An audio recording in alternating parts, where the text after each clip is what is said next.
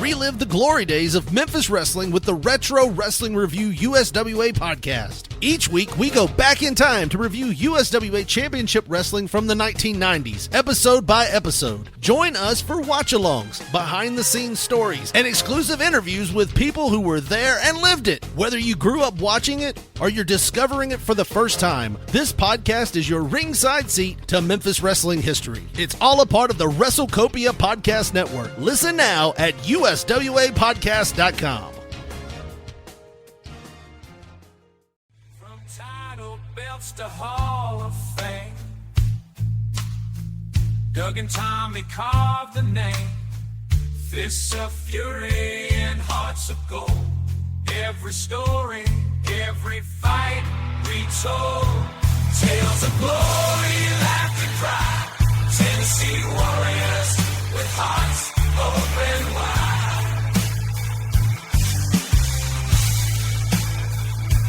In the ring or on the air, legends living without a care.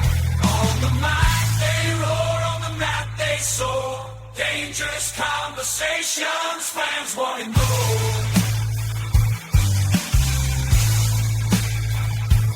Podcast kings ruling the waves. Memphis wrestling raising the stage.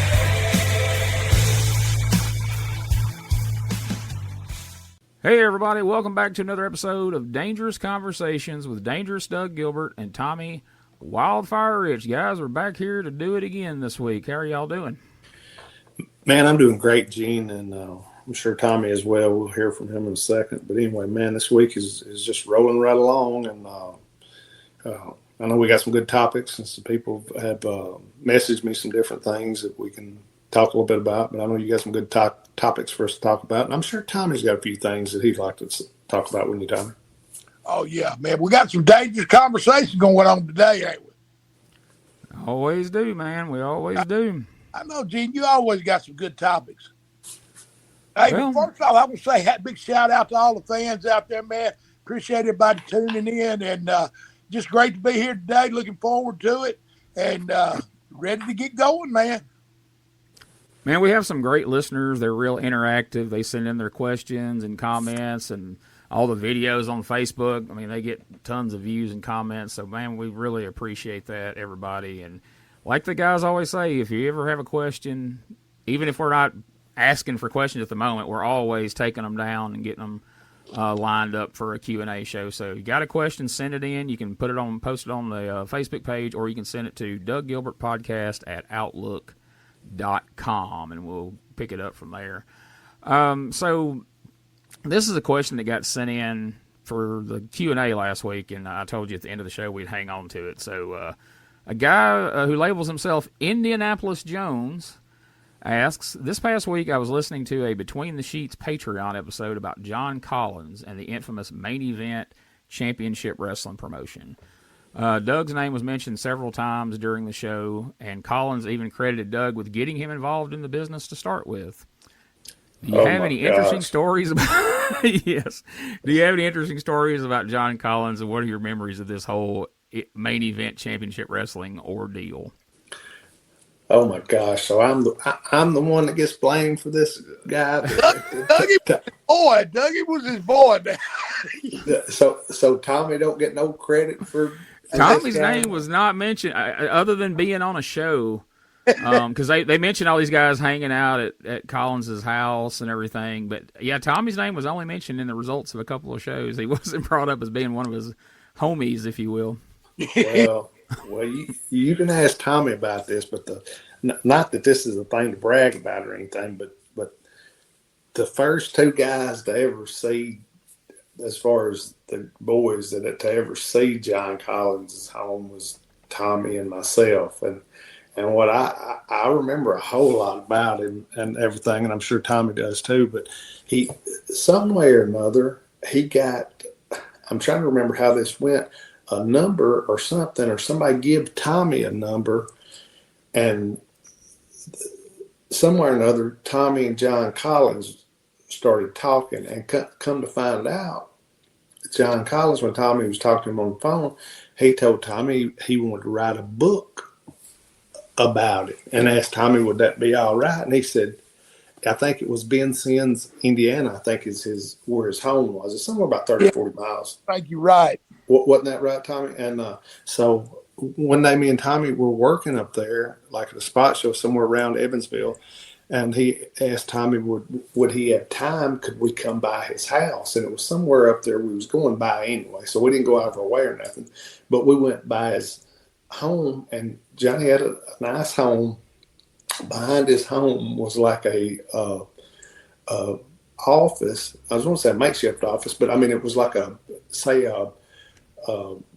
size of a double or triple garage or something. But it was an office, little complex deal behind his house, and then right behind it was a swimming pool that hooked onto his house and everything. So I remember me and Tommy going there and us going in and meeting him, and him and Tommy sitting down talking, and I told Tommy I was going to go look around, so I went out by the pool and everything. But as far as the first ones to meet old John, it would have been Tommy and myself, and what it was about was he was going to supposedly write a book on Tommy and everything. So that's how we got. But then the next thing I knew, he didn't say nothing else. Or I didn't hear Tommy say nothing about a book, but he wanted to be a promoter.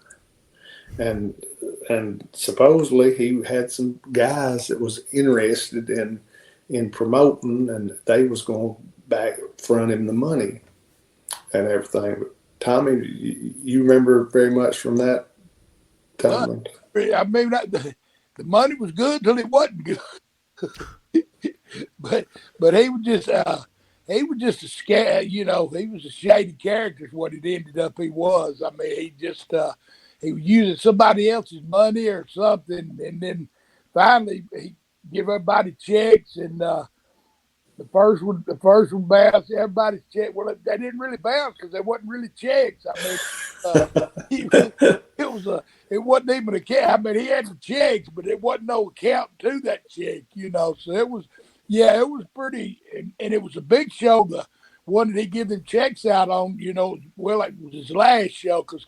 Back in the day, before, like when it was NWA, we took checks, but once it went independent, checks, we wasn't about no checks. It was more of a cash money thing.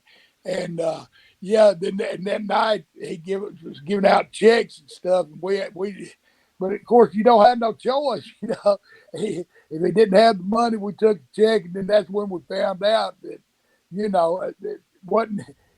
it wasn't no money in the account. It wasn't even an account, just made up.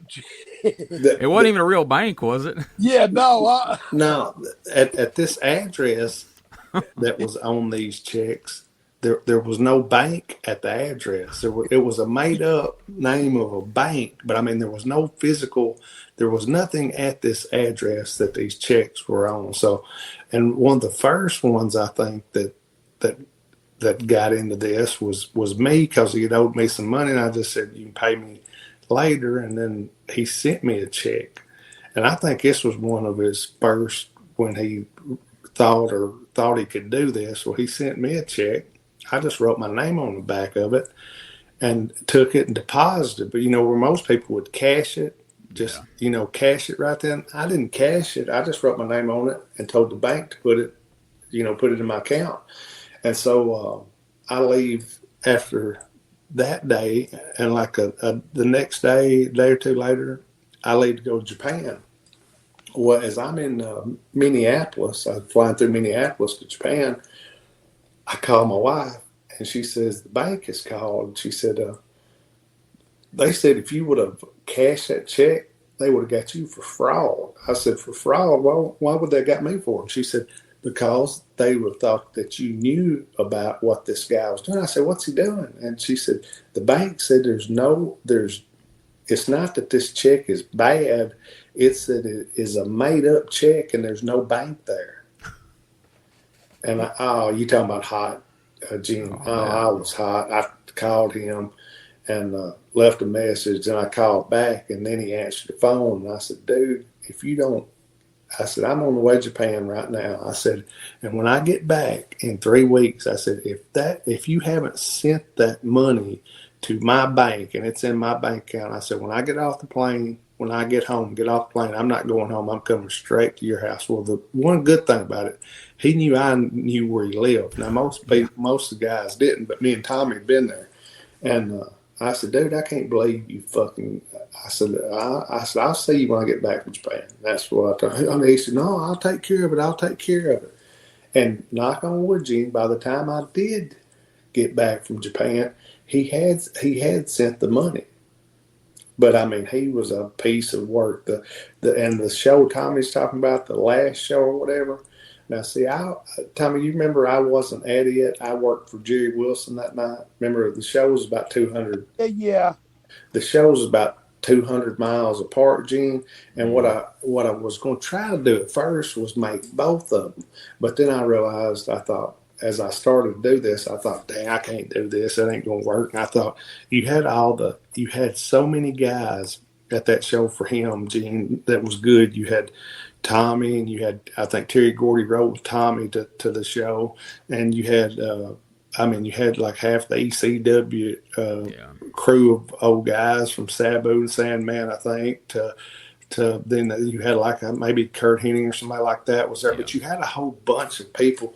Well, he wound up calling me. You got all these guys there and everything. He calls me and he said, man, you ain't going to make it. I said, nah, man, I can't make it to both shows. I said, I'm just going to this show of Jerry's, which I was the only one working for Jerry, and he had the whole world down there working for him, so I figured it would be fine. And at that point, I'd almost done thought this guy has got in over his head, because do you remember all the guys, or Gene, have you looked at that show Tommy's talking about and seen all the guys that was on it? Oh yeah, like you said, if you didn't know the time frame, you'd swear it was an ECW show, because 3/4 of the show was ECW guys, and apparently hearing them tell the story, Sandman was like helping him book as far as getting people on the show, and then Todd Gordon got involved at some point.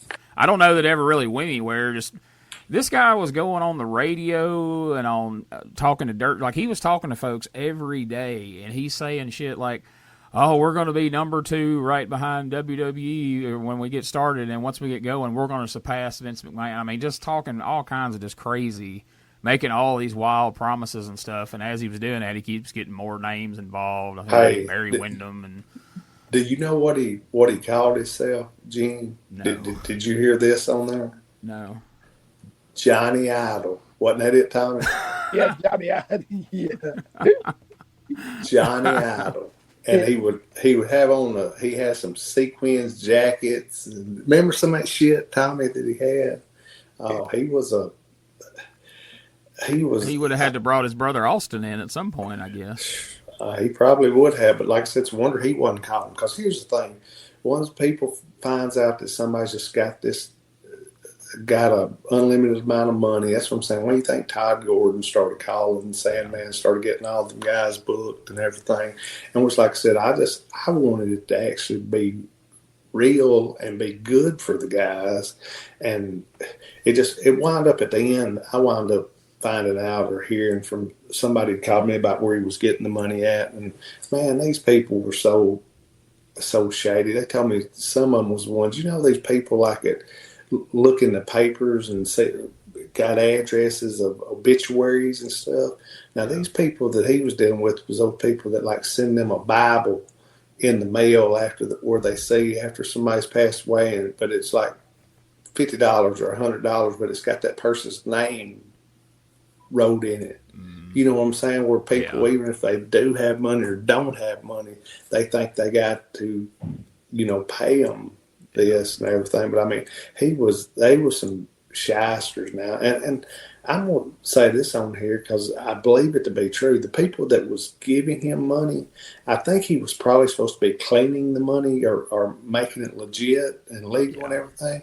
But the only thing he thought he was doing, well, I don't know if he thought this, but what he was doing was just spending their money, wasn't it, Tommy? Yeah.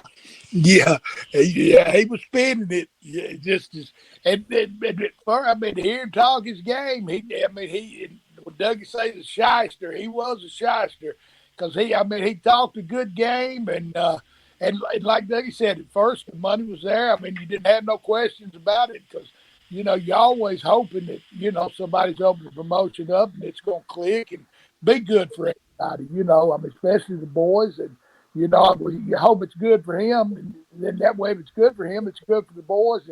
And his game, he was in for the long haul of it. And he just had all these ideas. And, it was really risky business.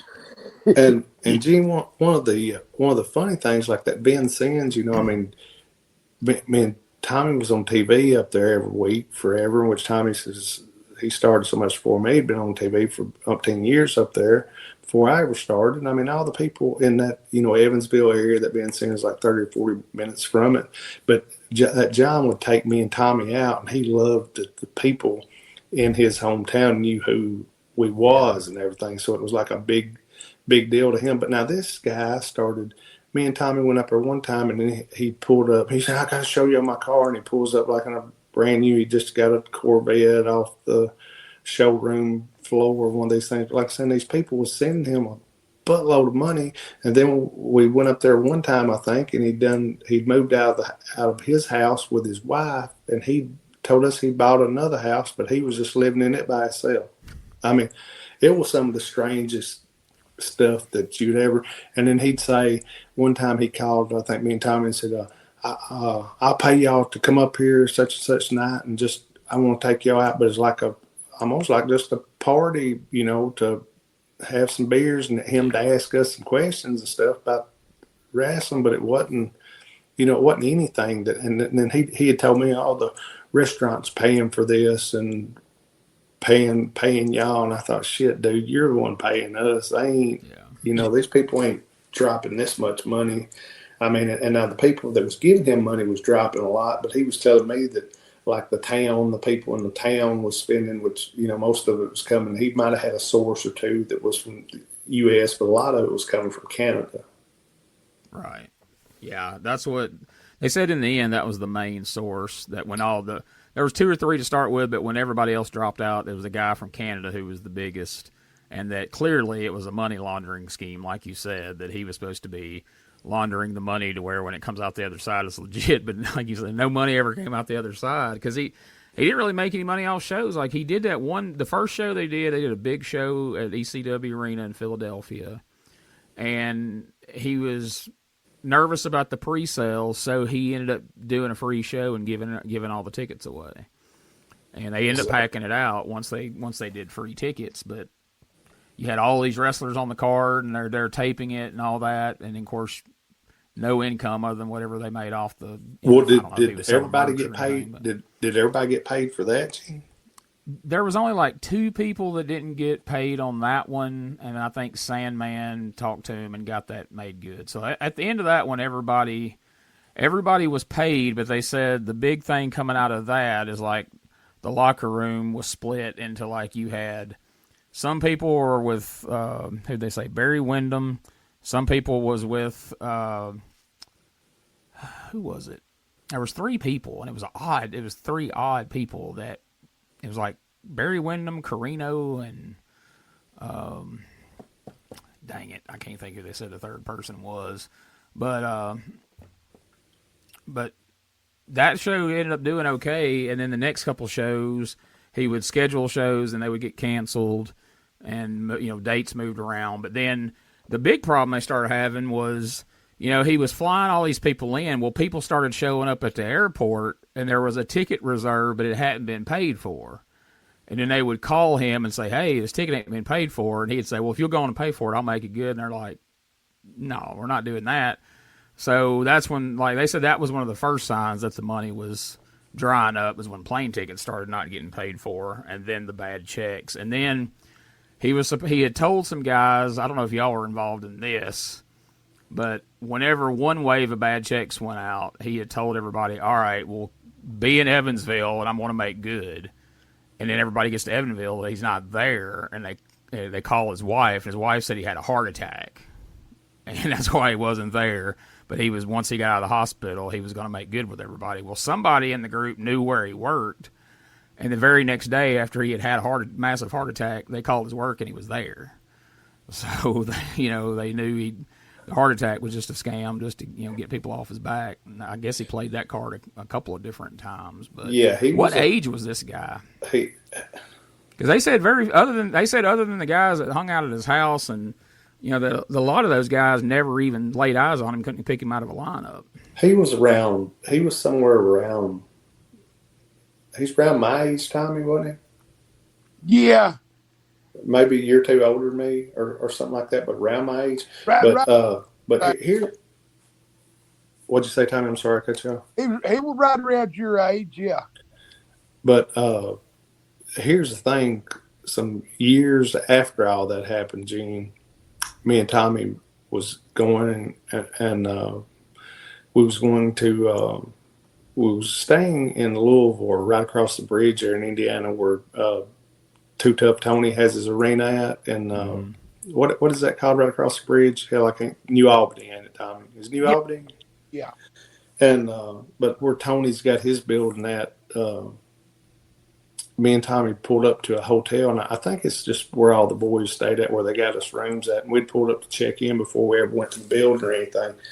And me and Tommy get out of the car, and I've got the trunk up, and I'm getting my bag, and I hear this guy say, "Hey, Tommy," and I thought, man, I know that voice. And I didn't want to look, but Tommy said, "Hey," and Tommy, just the dude stuck his hand out, and Tommy stuck his out, and they shook hands. And he said, "You don't remember me, do you?" And Tommy said, yeah.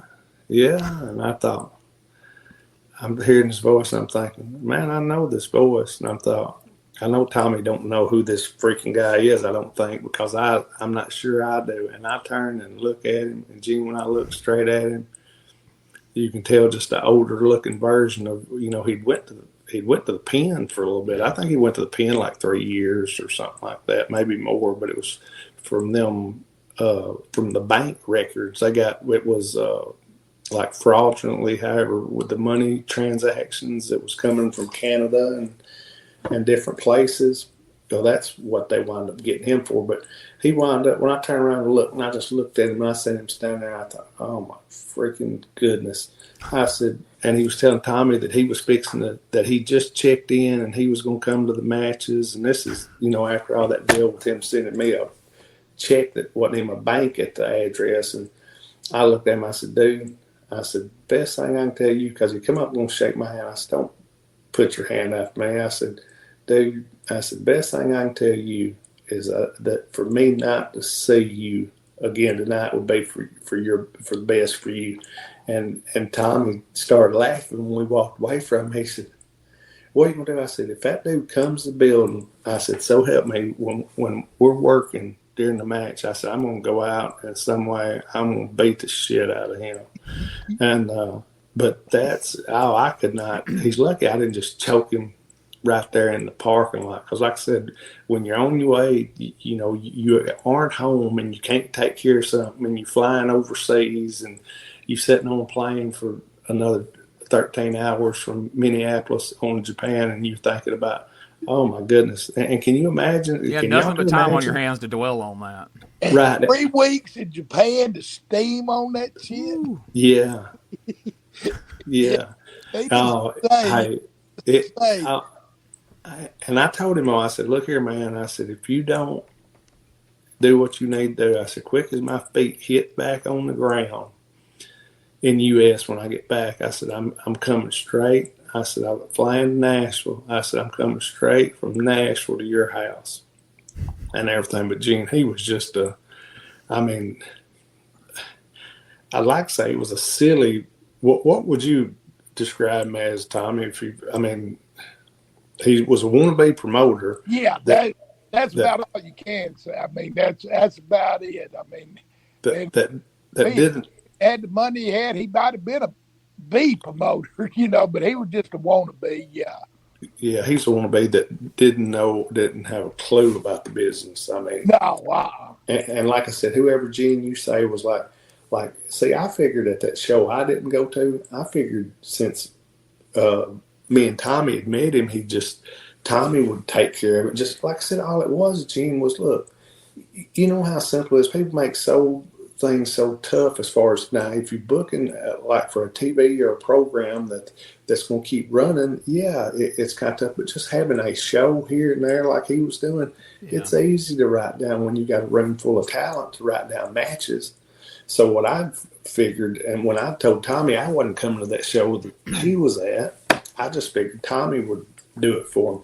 But when all them guys saying that they thought he had a ton of money, they wanted to do it and get on the inside with him and be his right hand man. Well, by that point, me and Tommy done seen that it was a bunch of bogus stuff, and I think we kind of got away. I think after that show, Tommy, you didn't ever work for him again after that being sent. Did you? Terry Lynn went with us. We picked Big Terry up in Chattanooga. It seemed like there was somebody else with us. But anyway, yeah, we rented a van, drove up there, and then all that fiasco happened. Oh yeah, Big Terry wanted to choke him to death too. But we got out of there and came back. Well, yeah, they were saying that Tracy Smothers was in with him pretty big and was, he ran the dressing room up in Philadelphia and all that, and then said once he figured out what was going on that, they heard him in the dressing room one night on his cell phone cutting one of his mega mass homicide promos on John Collins, saying if he ever seen him again, it would be bad. So it took a lot of nerve for him to show up in New Albany with knowing you guys were there and figuring the area. I figured Tracy would have been around there pretty close too. Like, he's lucky he didn't end up in the hospital instead of just prison. Well, I think he was one of those guys that he thought that everybody would just hug his neck if he come back around. Like I said, he didn't know the business. He didn't know the boys. He knew absolutely nothing about it. He just tried to jump on. He was just going to jump on a money train and buy his way into everything. But as myself, Tommy can tell you, we've seen dozens of people try to do that, and it just don't work. It's not going to work. Yeah, he just had that one plan. That's all he had, and it wasn't the right plan. Well, to begin with, they tried to clean that money up a little bit too. You got to make some money to clean some money, though. Yeah, and who knows where that money was coming from that those guys were sending him, what they did to get. Gene, did you read Gene? Like what did he do? Like 2 or 3 years in prison or something? I want to say he did 3. That like. They originally sentenced him to 5, and he actually did 3, is what I've read. I don't know what the time frame on that was, how long ago that was. I'm sure it was before y'all saw him that last time. Oh yeah, he didn't bit in and got out. But yeah, it was some years past when we saw him. But that's what I know. Bo was saying on that show that ultimately you could tell that the biggest thing he loved at all that was being able to hang out. He was a wrestling fan, and he loved to be able to hang out with wrestlers and drop names. Every time he's on one of them radio shows, he's like, "Well, Kurt Henning's at my house right now," or "Buff Bagwell's here hanging out with me," and stuff like that. And so that really he was the definition of a money mark. He was a guy that had a bunch of money, which meant wrestlers was going to hang around him until the money went away. But the money went away like in record time. Yeah, it went away quick, but like I said, at least me and Tommy might have been the first ones that was around him, but I think we got away from him quicker than anybody else did. So reckon that was his real name? I know like Larry Burton had like a half dozen names, and nobody really knew which one was the real one. Well, this guy's real name was John Collins. Okay. So it seems like he came in with decent enough intentions, and it just all got away from him, and he didn't know. He wouldn't have known how to run a wrestling show anyway. Well, he was going to let the wrestlers run it, which that's not going to work when you got a bunch of guys that are just there to take the money, which is usually what happens. You see, like you said, Doug, like guys like y'all want to see somebody take that money and do something good with it and have a long-term place to work, where these other guys like, hey, there's a guy with money over here. Come on, let's all fleece him for everything we can get and suck him dry and kill it. And I don't guess I should say this, but I guess one of the things, like I said, the reason I went to Jerry Wilson's show that night, because Jerry was always good to me and Tommy, and I told him that I would, and I was the only one that was really booked for him that night. And I liked the USWA talent that they'd always seen on TV and everything. And but I can also say I was skeptical, and I think I talked to Tommy about this. I said, "Man, you think all that's going to go okay?" Because I mean, like he said, he had it booked as a freaking. I mean, there was like 10 matches or something at that show Tommy was at, and I mean, some of the biggest names from everywhere was there, and I thought this could go sideways pretty quick. So I think that's one of the reasons I stayed away from it too. And I don't think when he first started, I don't think he had bad intentions. I think he thought that money cow that he was getting was going to keep coming, and he just liked being around the boys.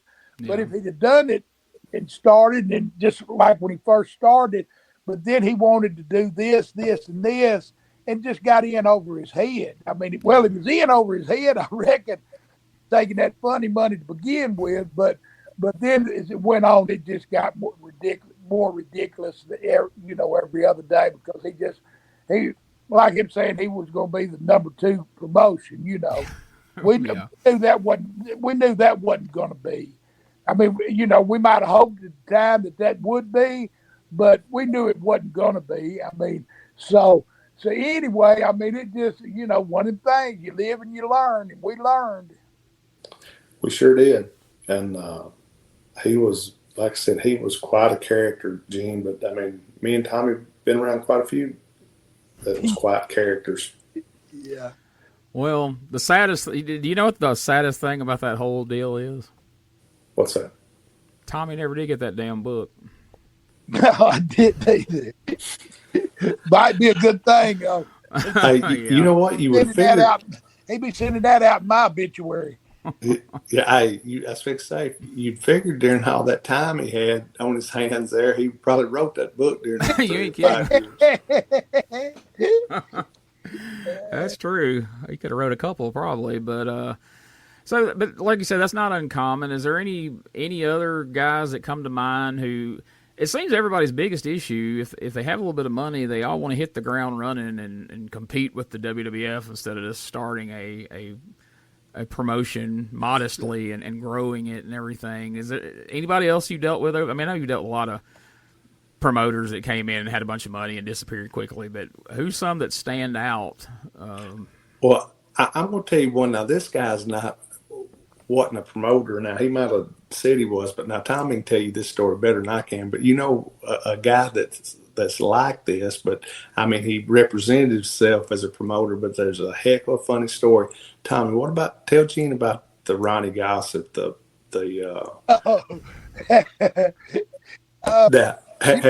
heard? You know Ronnie P. Gossett, don't you? Yeah. Yeah.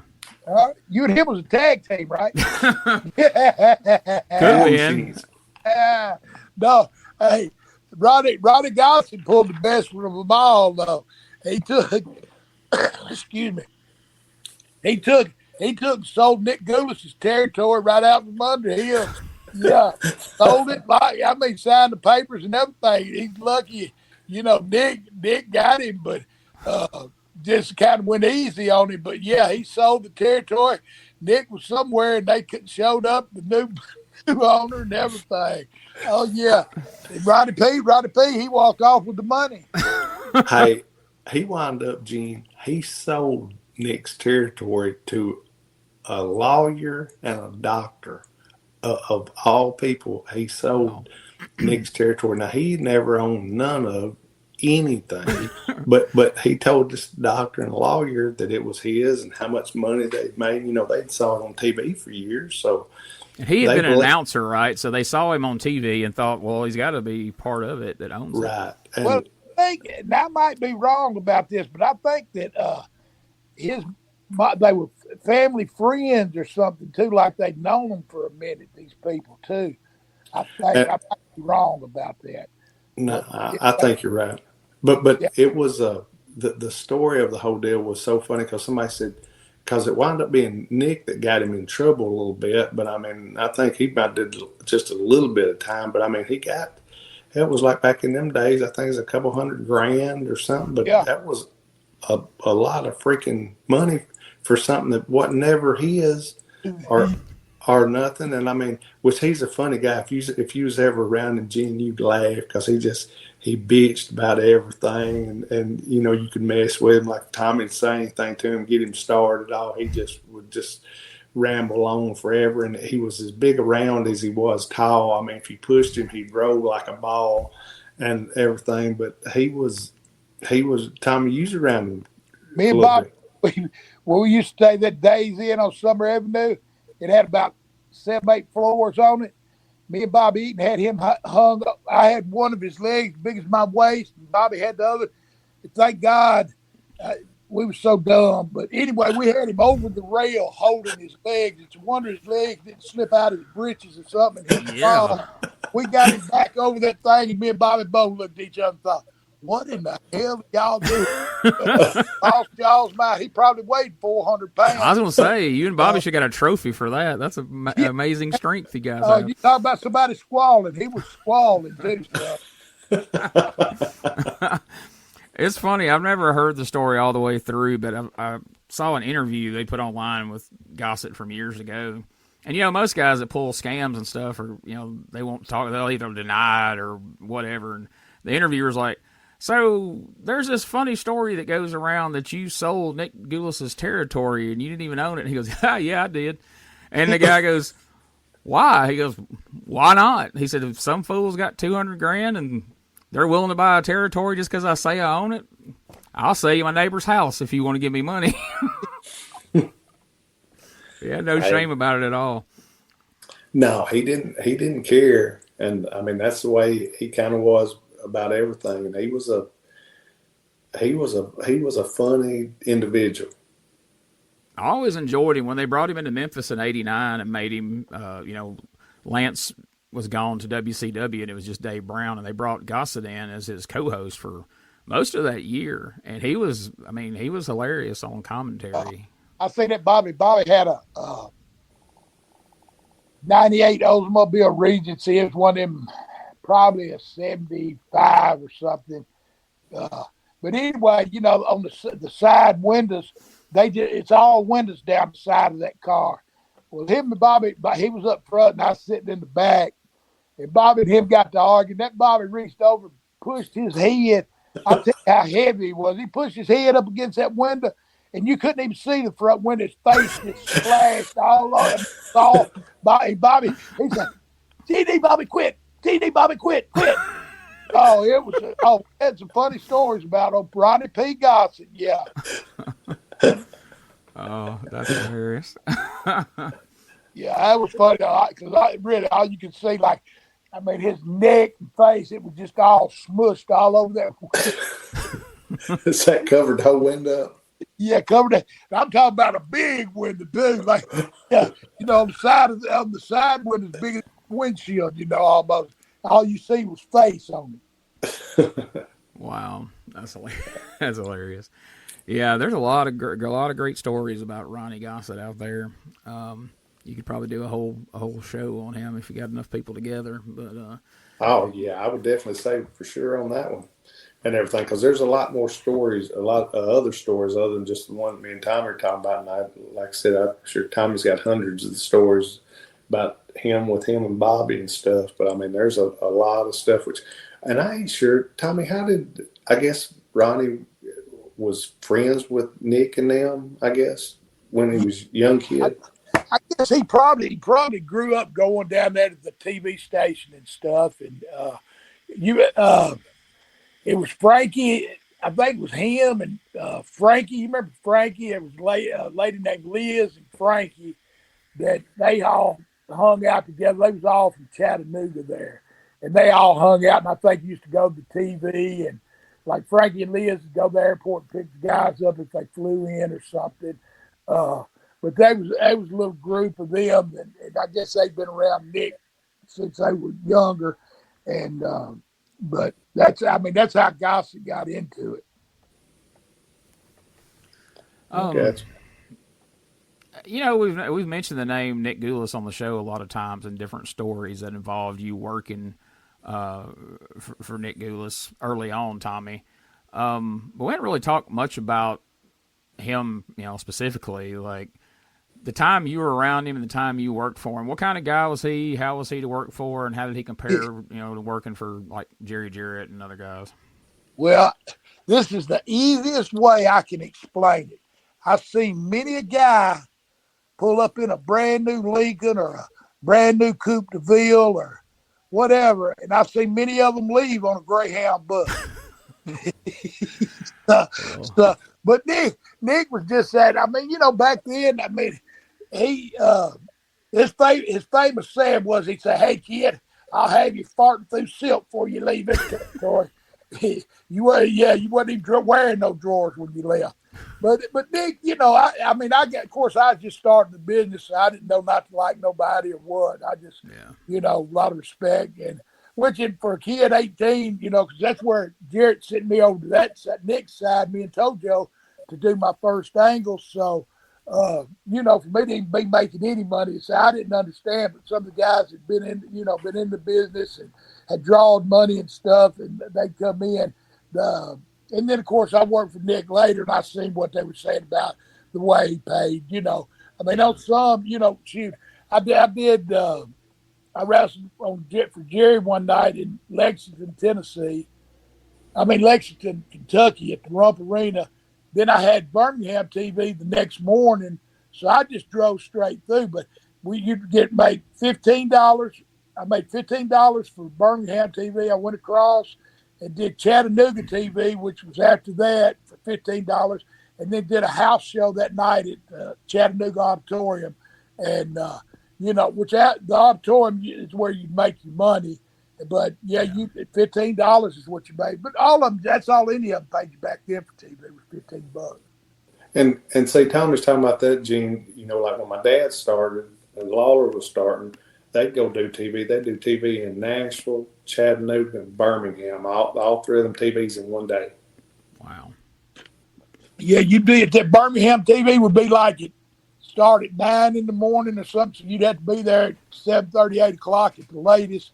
Then you'd go haul ass over to Chattanooga, which it started at 2. So you'd have time to grab a bite to eat and then go over there. And then you'd go to the Coliseum that night. At that point, were all those TVs live, or were some of those tapings? Them two were live. Okay. Like in Atlanta, we would do Atlanta TV that morning, which it was a pre-recorded, but you'd have to haul butt to Columbus, Georgia, because it was a live TV. All you could do was hit Mickey D's or something through the drive-through. Most of the time, you didn't even change because you didn't know if you was on first or whatever. So you just haul ass to get there, and then by the time you got in, if you coming in the door, they telling you what match you are, or what you got to do, or whatever. I mean, it was just fast, And then you go see if you're lucky, you'd go to Carrollton, Georgia, after Columbus TV because it wasn't about 70 miles, and but if not, you'd have to wrestle down in South Georgia and haul butt that to get down to some of the South Georgia towns. You'd have to haul butt to get there. Man. And then Doug can tell you, like Louisiana, they had, y'all busted y'all's butts on them TVs too, didn't you? Oh yeah, there was a lot, and there were so many miles. But you take for granted you knew what you was getting into when you went there. I mean, it was all of Louisiana, all of Oklahoma, a lot of Texas, and everything. How long all that is. Well, and some people listening may not realize in the time frame you guys are talking about, you didn't have a lot of interstates back then, so some of these trips, it sounds long if you consider a lot of it was on 2-lane roads, and especially in the Mid-South Territory, it was a lot worse drive than it would be, say, now. Yeah. Well, I don't know. As bad as these interstates are now, I think I'll take it back. Take the back road. Oh, yeah. Yeah. Used to, we'd leave, say you was going to Augusta, Georgia, you say, hey, okay, we'll leave at 4.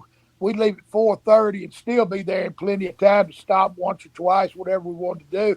Now then, you'd have to leave at 3 just because you don't know what's happening in between here and there, Yeah, that makes sense. These interstates, the interstates, shoot, they're working on every one of them, somewhere along the line, you're going to hit some one-lane traffic. It just is, they got to fix them. The only place you ain't going to hit no traffic, Gene, is in the air. There you go. And if you do, that's going to be. Of course, if you have bad weather, you're going to get your flight canceled. Yeah, That's rerouted. true. We just went through that, didn't we?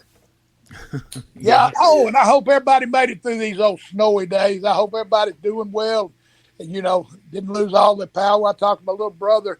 He lost his, and which, Doug, you said you didn't lose yours, didn't you? Now, knock on wood. Don't let me jinx myself though. There's still snow on the ground. He said he had to hook his generator up to his fridge and stuff, but he still didn't have no power to his heater and stuff. So he said it was pretty chilly.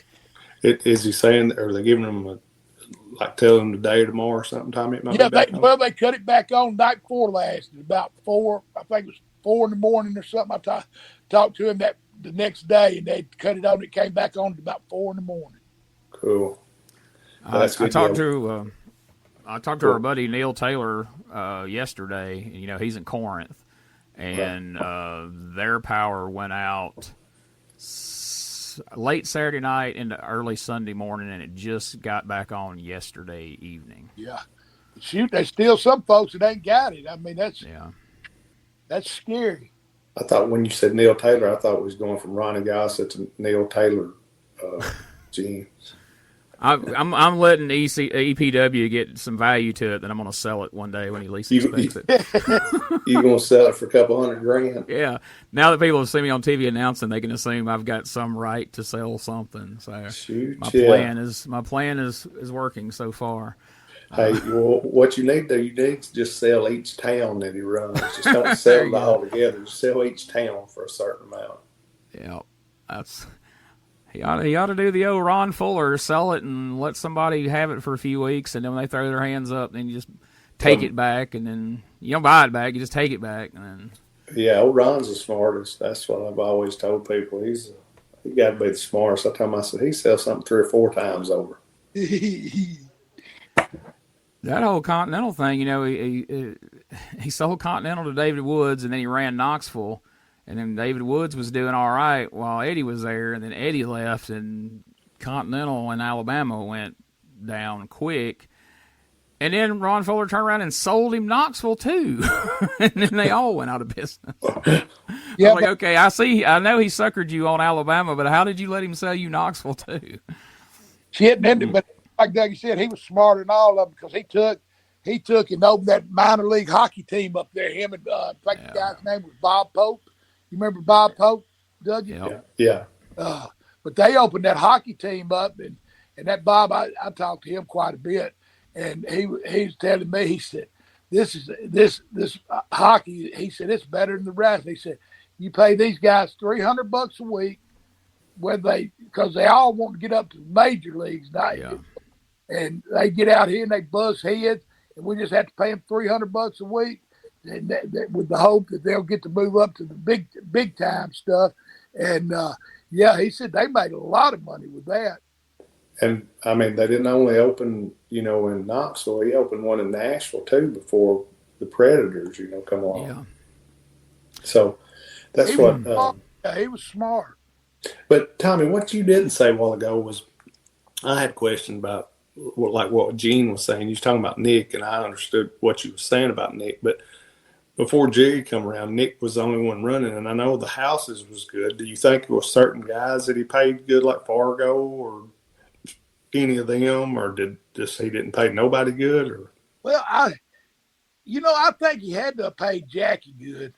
Because that's like when they made the split. Didn't Jackie go with Nick? Jackie and Tojo. Jackie and Tojo both. I mean, and so that, because I would think Jerry would have paid him better. I would have thought that's what I would think. But when all of that happened, I just kind of thought, dang, because and back then your loyalty too, who you was loyal to. I mean, that kind of meant something too, And but I don't really know. I mean. In which I made some good paydays for Nick. Don't get me wrong. Like Birmingham, I don't think it was as good as what I would have made in Memphis, but it didn't draw as much either. I mean, as far as money wise, I don't guess either because Memphis is a lot bigger venue. But as a whole, I think Nick had a few guys that he paid, and then he had some that he just give what he wanted to. Well, what about like, and most people would think since Jarrett took over kind of Memphis and everything that him and Nick wouldn't have got along, but you said that Jerry sent you to Nick, so him and Nick had to still get along. Yeah, yeah. I mean, he said, you know, me and Tojo went, and I used to think that the reason Tojo went because he was Jerry's double alt spy, is what I thought. I think you know, which I don't know if that was the case, but Jackie and Tojo both though when they split, they both went with Nick. So I don't know, which I wasn't there when all that stuff happened, but I mean, or I wasn't cued in, but Right. anyway, yeah, I just, I mean, wouldn't nobody work for Nick, but at the same time, you know, you're working 5-6 days a week, and he paid like the underneath guys. Hell, you couldn't afford to leave. You know, you're just making a living, so you couldn't really afford to leave. So, you know, it just, I don't know, really. I don't know. I mean, like I said, I had some decent paychecks, and then I had some that I thought, damn, you know, I could have been down there pumping gas, waiting for your daddy and Eddie Marlin to pull up the door, you know, back then, you working at the gas station for some of the checks I got, you know. So, but, I mean, it just, I really don't know. But I mean, because he bring guys in that work. I mean, big names would come in. I mean, so they would make something in, which I think maybe he might have put some of them on like little guarantees or something. Yeah. Well, I was fixing to say, you know, I mean, you know, Tommy, before Jerry come along, Nick drew a ton of money. I mean, they had good houses, and he was the only show that was kind of on the block at that time. And I mean, you know, they drew a lot. Yeah. But how much was ticket prices back at the old Nashville Hippodrome? Hell, tickets probably wasn't $5 back then. I'd say 5 was probably high, wasn't it? Yeah. Probably so. Probably ringside. I mean, my daddy carried me down to the old Hippodrome one night. Did you ever go to the old Hippodrome, Dougie? I don't think I did, Tommy. I remember going one time with my daddy back then. But, of course, my daddy, we went out with Eddie Marlin, and because Eddie was refereeing back then. And but anyway, the biggest thing that stuck out in my mind was them folks be getting drunk, and they served the beer was in the bottles. They'd end up about midway through, there'd be some bottles being slung up at that. Yeah, so that was about one of the first things they cut out. That we'd go out there. I used to love to go. My dad would take me out there, and but that's the main thing that stuck out in my mind was the big beer bottles they sold them. Yeah, that always kind of fascinated me. Kind of like to Doug's point a minute ago was like they had the big split and that got kind of ugly, but they ended up getting along and working together. And the whole reason they split was my understanding of the story has always been that Jerry Jarrett was paying in and thought he was buying into the promotion to be part owner. And after doing that for years, finally asked about it. And Goulas said, no, you were looking at an option to buy, and that option's passed. So no, you don't have anything, and that's why Jerry split. So you think he'd been bitter enough just for that aspect of it that they wouldn't have gotten along. But he goes and takes over Memphis, and has a lot of success, and somehow they managed to coexist after that. And it's something that just tells you how big Tennessee is too, though. I mean, you think about it. They were 3 territories at one time. Fuller up in Knoxville, Nick in Nashville, and Jerry on the Memphis end. I mean, that's kept a lot of boys working, man, and drew good money all of the different territories through there. Of course, they all did back then. I mean, that's back when wrestling was wrestling. People believed. I mean, and it was good. It was good shows. Yeah, and then they were all distinctly different. As far as the booking style and the type of matches you've seen, or at least especially between like Knoxville and Memphis. I don't know, that Nashville may have been more along the same lines as Memphis, but when you see the Knoxville stuff, it was a little different over there than how it was presented in Memphis. The mountain people a little different, Gene. that they are. That's very true. Did you? I know, Tommy. I know you wrestled some. I know you wrestled in Smoky Mountain later on. How much wrestling in Knoxville did you guys do over the years? Shoot, Gene, I just myself, I wrestled a handful of times up there, 3 or 4 with Tommy, and 3 or 4 by myself, and but just if it was a dozen times, that would have been a lot. Yeah, I wrestled up there. Shoot, I wrestled for Fuller, and I did wrestle for Smoky Mountain too. So I spent a little time up there, and that was a good territory. All the trips were short, so it wasn't a bad place to be.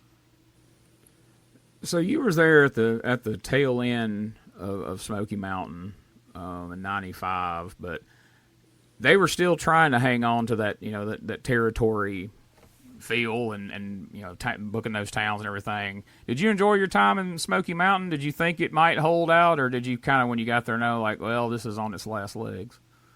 Well, toward the very end, you knew it was about up. When I first went, it was all right. Me and my cousin Johnny were teamed up together, so so that was pretty cool. And but toward the end, you could tell. I mean, it just it wasn't drawing, and the money. After you get a bad check, that it's about over. You spent a lot of time there working with Buddy Landale. I know y'all had been together, in Memphis Mafia, and you guys had worked together over the years. But was it at least fun working with Buddy over there? Never a dull moment with Buddy Landale, boy. Yeah, but I love Buddy to death. Everybody got their own opinions about him, but Buddy was like, if you needed something, I mean, and he was part of the Memphis Mafia too, and that was a thick little group. But if one needed something, there was always one there to help him out. I mean, and Buddy was right there at the top of the list. I mean, he was wilder in the buck, but we was all wild back then. So, Gene, I think if Tommy thinks about this and everything, I think you was talking about, did he think it was going to go on? Now, he might have had an idea, but he still had, Tommy, didn't you have 20-something dates booked, like for that month or something, when it all come crumbling down? Oh, yeah. We had dates booked, and he'd paid us with a check, and, which that wasn't, I mean, he paid with a check anyway, but that was the first one that bounced. After that, my dates was over with. I had a tag belt, and I told him to pay me for that, and he didn't. So I sold it to one of Terry Landale's buddies at the car lot or something. Yeah. I know that tore him up since he was such a fan of Terry Landale. Yeah.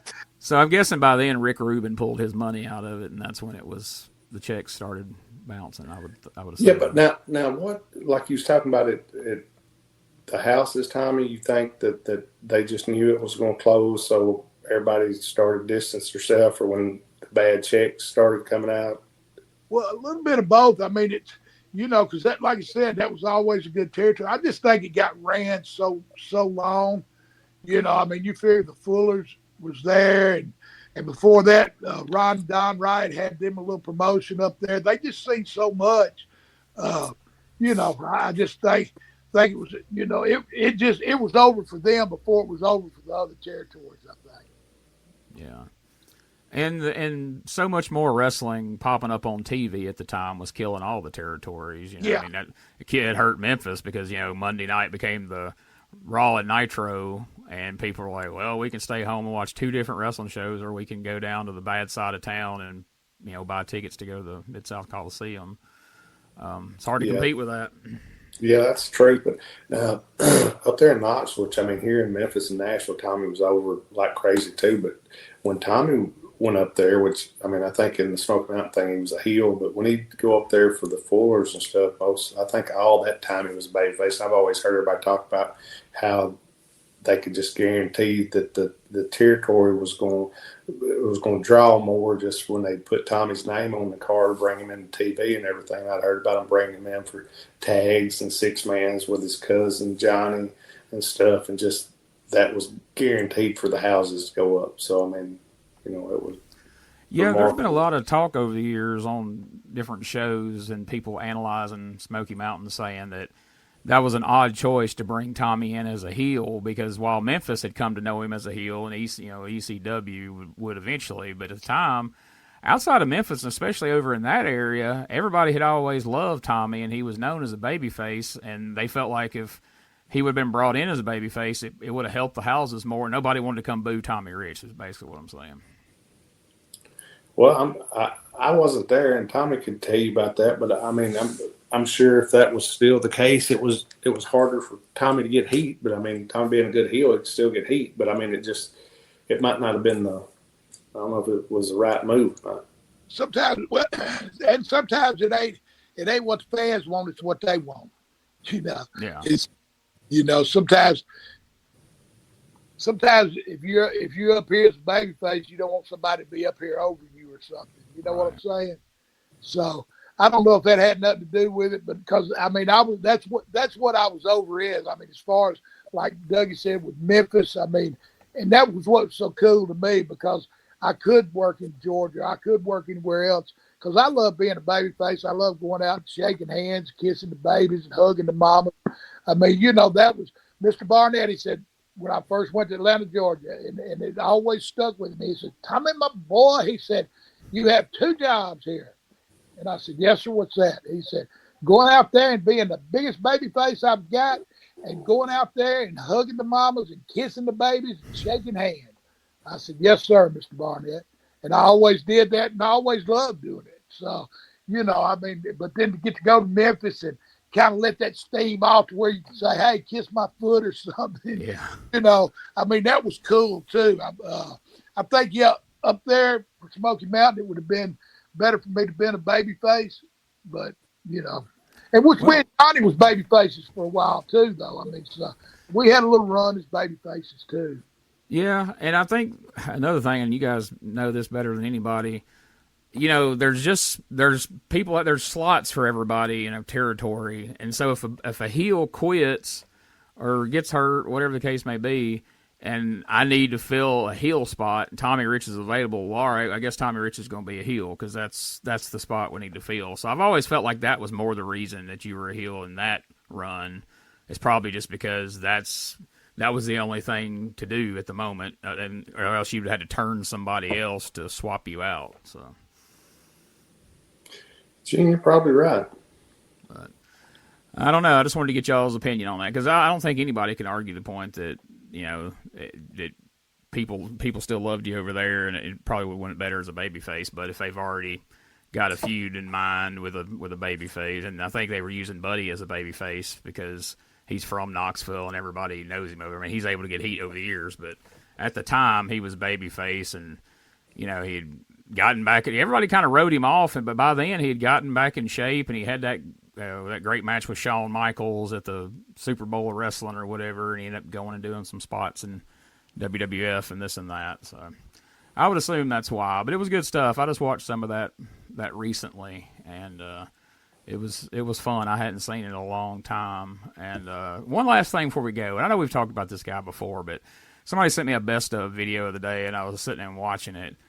And it ranged from like his early stuff all the way back to him teaming with Dennis Condrey into the 80s, into the 90s. And man, people just don't talk enough about what a great worker Phil Hickerson was. I mean, Amen. even as he got advanced in age and got a little bit of weight on him and everything, he still could move around the ring and take better bumps than some of the people a third his size. That's Tupelo, Mississippi. My first match I ever had was with Phil Hickerson. Yeah, a lot of respect and love for Phil. Yeah, Phil was always good. Doug got a story about some gimmick money. Oh yeah, Phil was great and everything. And he's the first one, like when I was a kid, as far as one of the first angles that I was really involved in was with Phil and Frank Morrell, the Angel, and Eddie and Tommy was working a program with them when they worked a big program with Phil and Frank, and ran through a bunch of money here and everything. And they did a thing where Phil, I think he was supposed to grab, like I was taking pictures at the ring with the camera, he was supposed to grab the camera, which he went to grab it, and when he did, I had it like I was shooting, taking pictures. And when I did, it hit my freaking nose, and I thought, oh, dang, this guy done about knock me out. But Phil was legitimately was a tough, big guy and everything. But I mean, super sweetheart dude. I mean, real nice and great worker. And like Tommy said, for being as big as he was, he could move around real good, and he was real agile. And shit, I seen him chase people, and I mean, if he needed to fight, he could for real fight and everything. But I love Phil. Phil was a good guy. He rode with me to some of the in the later years, when they would do the Legends deals at Memphis and Louisville and everything. He'd drive me to Louisville, and we had some fun trips and everything. But Phil was just cool dude. Well, aren't you the one that got him booked over in Japan? Got Phil booked? Yeah. No, that was he went to Japan I think he went for all Japan on one trip. It's P.Y. Chuhai. Yeah. Well, what happened? That name he come back using that. They had this drink over there called Chuhai, and it's like a lemonade flavor. And it didn't take about one or two of them, son, and it made you dizzy. And anyway, I told him about them, and he got over there and got toe up on them. Anyway, when he come back, that's the reason he went at P.Y. Chuhai, because of that dang drink. Yeah, P.Y. Chuhai.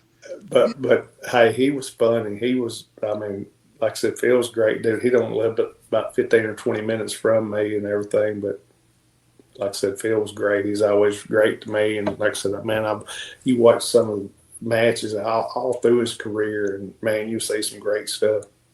And like I said, I mean, I don't know if he ever weighed 240 or not. I mean, I remember it's 260 or up, but agile, mobile. I mean, he could move, and you'd have to tell him to slow down. I mean, it wouldn't be him telling you to slow down some, let him catch his breath. I mean, he big or smaller, he could get up and go, and he'd bring it to you. That's for doggone sure. Matter of fact, I'd like to give him a big shout out. Now that you mentioned that, Dougie, I know he listens sometimes.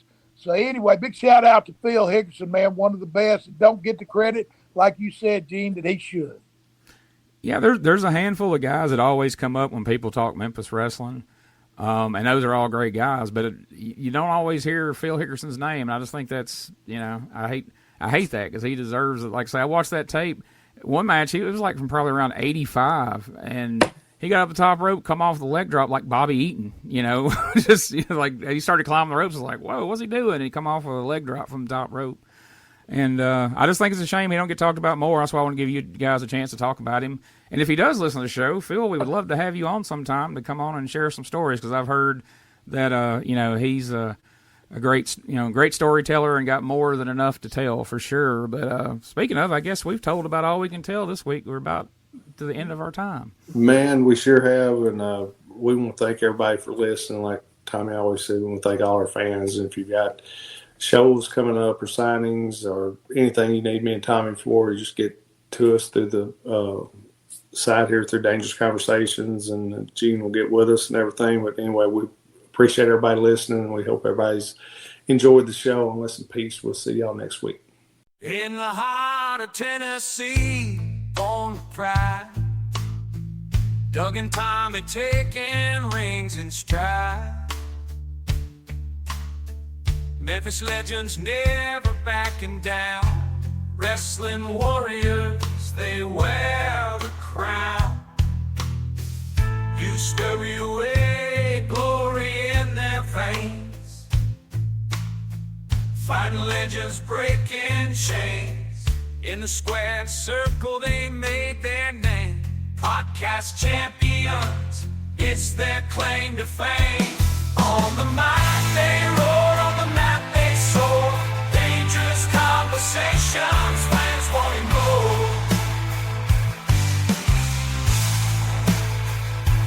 Podcast kings ruling the waves, Memphis wrestling raising the stage.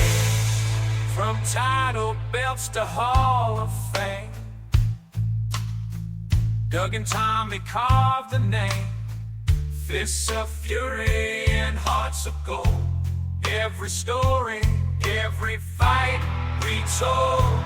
Tales of glory, laughter, cry. Tennessee warriors with hearts open wide. In the ring or on the air, legends living without a care. On the mic they roar, on the mat they soar. Dangerous conversations, fans wanting more. Yeah.